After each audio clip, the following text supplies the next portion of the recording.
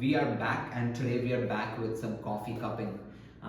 So if any of you don't know what coffee cupping is, it's how professionals taste if a coffee bean is good or not to serve in a cafe or to roast for instant coffee. No matter what you're doing with coffee, coffee cupping is the most essential part because at the end of the day, it's about the cup of coffee that someone's going to have in a restaurant or at home. So no matter who it is, if you're selling coffee or if you're dealing in coffee in a business sense, coffee cupping is how it works. Now the way we do it here at Tail is the SCA standard. We have about 5 cups here, as you guys can see. Today we are doing the Arabica plantation bulk, which means that it's not graded, it's ungraded coffee. It's all Arabica at once. It's just so that to give you a good idea of what Arabica actually looks like and what Arabica when it's not graded would taste like, just to give you an idea. Of course, I won't be able to tell you unless you taste it yourself. But as per SCA standard, we've got 5 cups here. We're gonna take that coffee and we'll grind it in this. We got a grinder. This is the Timemore C3S. If you guys follow us, you must have seen an unboxing of this as well on our socials. Now the things you need, of course, is 5 cups, something to cover the cups, couple of cupping spoons. If you guys don't know what a cupping spoon is, it basically looks like a soup spoon, but it's much deeper. So usually soup spoons are wider, but a cupping spoon would be a little more deeper than a soup spoon, just to help you get as much coffee as possible. Now you need a weighing scale to weigh how much coffee you need. About 8.25 grams for 150 ml is what the standard is. Now you can go higher, but it's 1:18 is what SCA recommends for most coffee cuppings. So 1:18, as long as you do that ratio, you can go as high as low as you want. Got 2 cupping spoons. Got a glass of water to cleanse my palate when I'm tasting this. And we're gonna set this Timemore C3S at around 26, maybe 27 clicks from 0 to get that coarse sea salt kind of grind size. Now we have already ground some coffee in these cups here. We got around 26, 27 grind size. That's what it would look like. Quite coarse. Yeah, we're just waiting for our water to get heated and then we'll start with the cupping. Alright, so we have put our water for heating. The kettle is getting heated right now. But the first step of cupping, usually once you're done with your grind, for these 5 cups, I've covered them, and give it a shake. And I just open it a little bit so to get that whiff of the grind. And I do that with all 5 of them. Now with Arabicas, you get those citrus, melon, floral notes usually. With the smell itself of the dry grind, it won't be as much, but once you wet it, you'll get a little more. Then you break the crust, you'll get a little more. And then once you taste it, of course, you get the most. But we'll show you guys how all of that goes in terms of steps.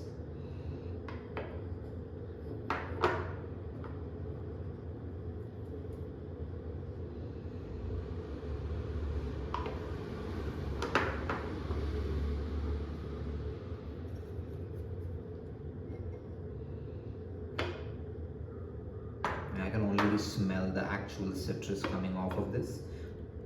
Not much floral going on, but there's definitely some citrus happening. Another thing, if you guys are professionals, is the SCA cupping sheet. This is what the industry standard is internationally. Now you can also find cupping sheets on other websites. But SCA is the Specialty Coffee Association, so they are basically considered as the standard for cupping anything. Usually the sheet will show you the roast level, fragrance, aroma, flavor, acidity, different things that you will learn as you go into coffee to understand and to taste, to smell. I don't want to bore you guys with everything, but the sweetness, uniformity, balance, I don't want to define it, you can always Google that stuff. We start with fragrance and aroma with anything.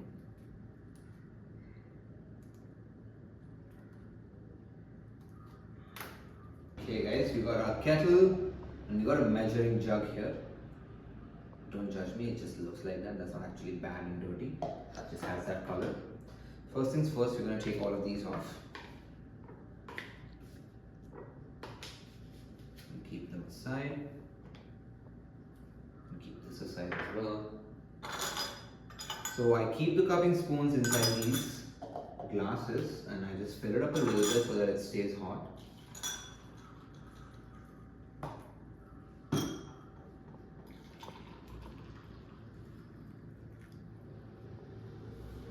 Next order of business, I'm going to measure 150 for each cup and then we're going to start pouring. Now the rule of thumb is I want to make sure that all of these are poured within a minute. So I might not be able to talk too much while that's happening.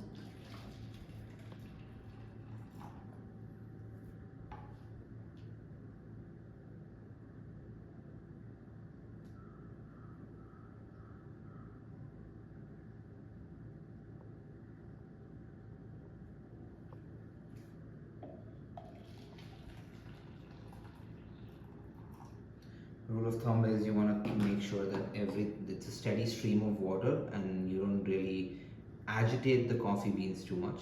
That might cause issues with the extraction as well as the crust.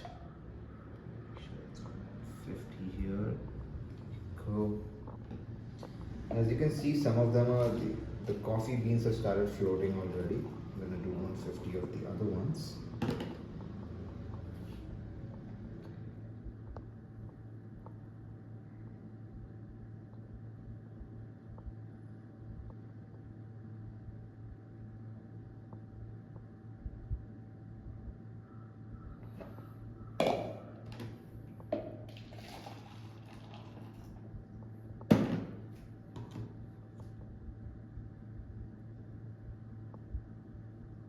Don't worry if you can't really get everything within 1 minute, because technically you will also be breaking and you will also be tasting the seconds apart as you've poured the water. So you don't have to worry about it too much if you can't really be like, oh, I'm 10 seconds extra or I have 15 seconds extra, because the flow of things will basically go like that.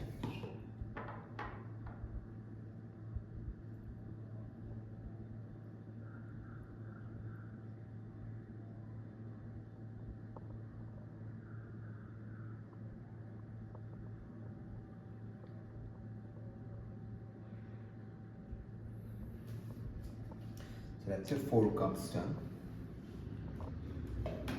Sorry, 5 cups done. So it's going to wait for about 4 minutes after this. Now, as you must have seen, some of them have started sinking already and some of them are still floating. Usually they say that 4 minutes is where the crust should stay on it for 4 minutes, but that's usually for professional grinders. Since we used our Timor C3S, which is more of a home grinder, to get that level of grind, it grinds a little bit of flat, grinds a little flat and doesn't grind around, so it's much harder to get that crust staying for 4 minutes. But looking at these, each crust stayed about 2.5 minutes, but we'll still wait for about 4 minutes before we start tasting and taking all the extra grind off the top, and then we'll start tasting them. Alright, so it's been about 4 minutes. So what we're going to do now is we're going to try and smell the coffee after the grind has stayed there for about 4 minutes. Now of course, as you guys can see, there's not much crust forming here, but it doesn't matter, we can still smell it.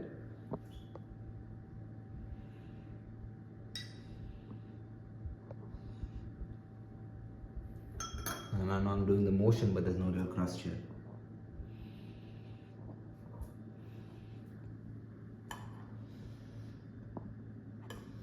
Since there's no crust, what I'm trying to do is I'm trying to agitate the grind at the bottom a little bit so that I can get that whiff coming out.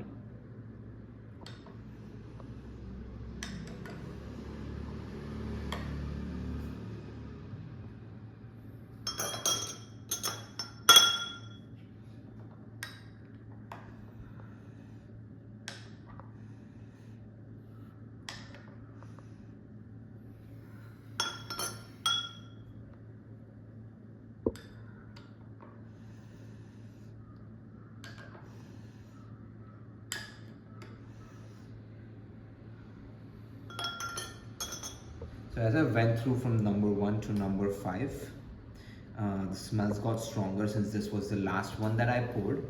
Seems this got the most smell going on, but the agitation of the grind itself really helps when there is no crust. So if any of you guys are doing this at home and just starting out and you can't get the crust because you're using a home grinder, you can always agitate the grind at the bottom and then you can get a better smell. What I'm smelling from here is of course floral.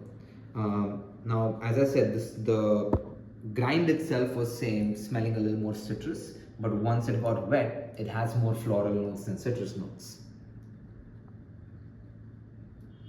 It's a little stronger in smell as well, which I like. So I'm just gonna mark that in the SCA cupping sheet there. Once that is done, we're gonna start skimming. Just gonna get a glass here. Alright guys, we're gonna start skimming here. I got a glass here to get all the dirt, whatever, the grind and everything like that from the top. Just want to make sure that the taste of it is quite good, so that way. So you guys can see the liquid is quite transparent. It's a light medium roast of Arabica plantation bulk, which is perfect. Just gonna do this.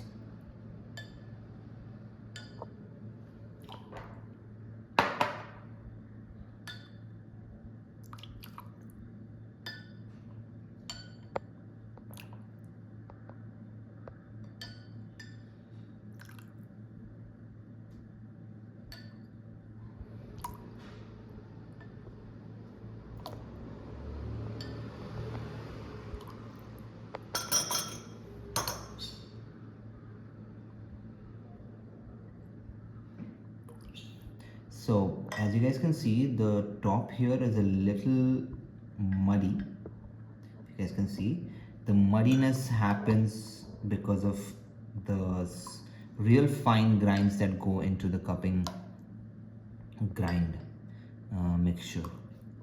But as you can see, there's different levels to this as well. Since I was using a home grinder, some of them are a little more muddy than the other ones. Sometimes it's also just oil, so you just gotta be careful with how you judge the coffee.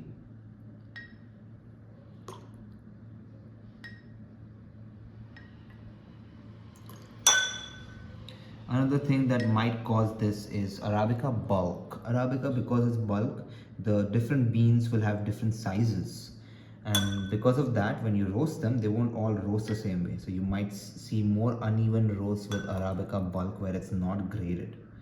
So if you're buying coffee from somewhere and you see some beans are like really light, some beans are very dark, know that they're mostly bulk or like a mixture of a couple of grades. That's what causes the difference in color usually, unless you're just using a bad roaster, which in case you shouldn't be buying from them anyways.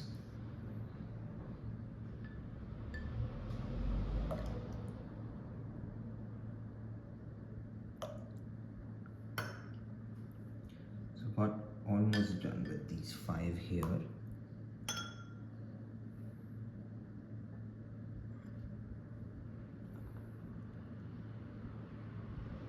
Okay, once that is done, we can start tasting.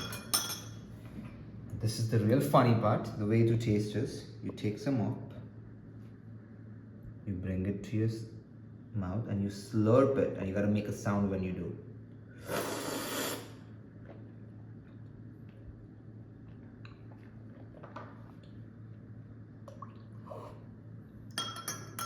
Make sure every time you take a taste, you rinse the spoon. Do the same thing with the other 4.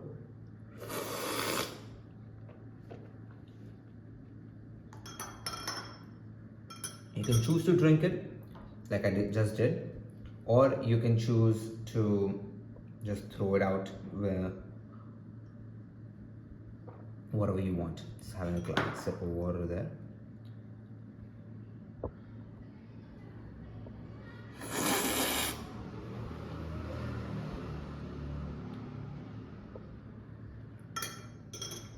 So even though not much crust formed, the taste is really nice. It's light, since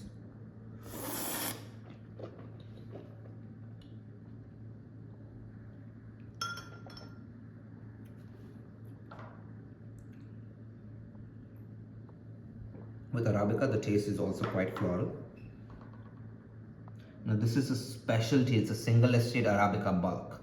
So this has much even taste. If it's not single estate,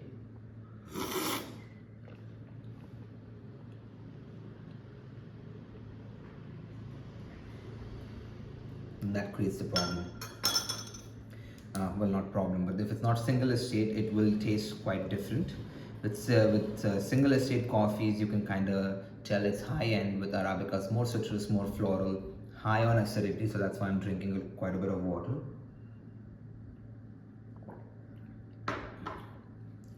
But we keep doing this as many times as you want. There's no limit to how many times you can actually taste the same cup, because the list is quite big in the SCA cupping sheet, so you won't get everything, or you won't be able to notice everything that it asks for right in the beginning.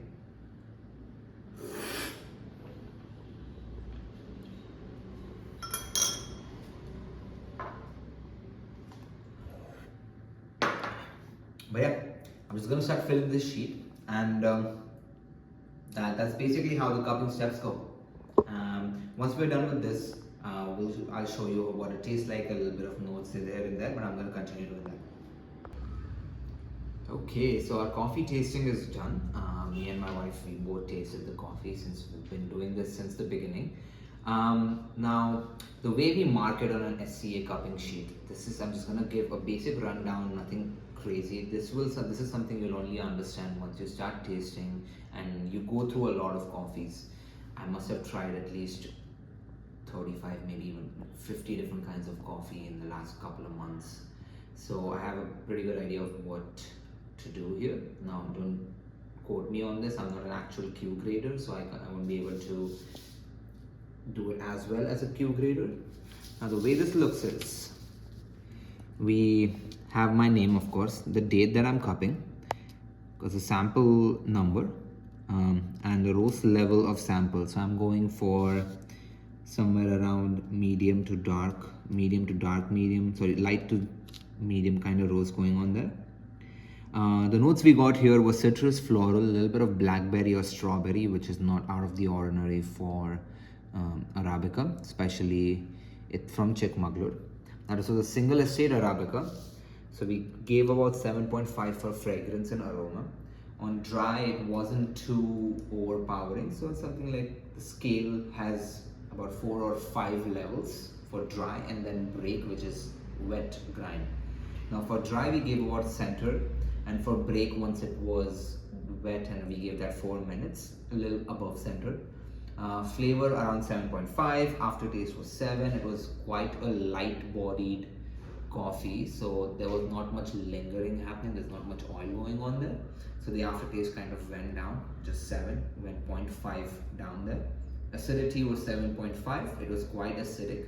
It had some good citrus, lemon acidity, but it also had some fruity acidity, so we gave 7.5 on acidity. And of course, how intense it was, medium. It's not the most acidic one I've had, so I wouldn't call it like highly acidic, since the fruit kind of cuts down the acidity, which also adds some sweetness there. Again, body was 7.5. It was quite a thin coffee, not too heavy, not even medium. Uniform, all 5 were uniform, which uniform basically would mean that there was no real difference in terms of the 5 cups that we tasted. The first cup was tasting almost the same as the second, as the third. Now, of course, with the grind sizes and fines and all, you can get a little bit of difference there. But overall, it was uniform, all 5 of them.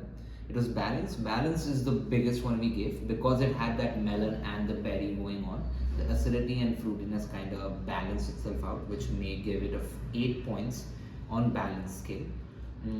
All 5 were good, clean cups. There was no harsh qualities to any of the cups, and it was quite sweet. And overall, it was a 7.5 for me. And the SCA score that I gave it was 82.5. These are usually specialty coffees. Now this was bulk.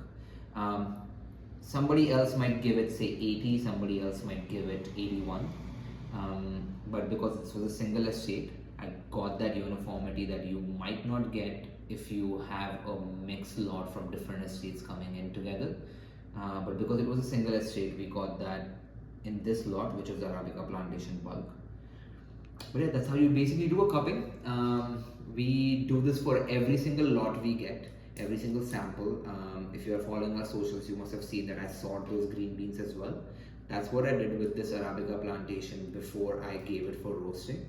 So I took a 100-gram sample of green beans, I sorted it out, took all the blacks and the immature beans, etc., breakage, insects, you name it. Took it all out, gave it for roasting. We got about 83.5 grams of roasted beans back, which is about a 30%, 20 to 30% volume difference from green beans to roasted beans. And then we decided to cup it. Usually we try to cup it within 30 days, so 3 to 4 weeks. The sooner the better.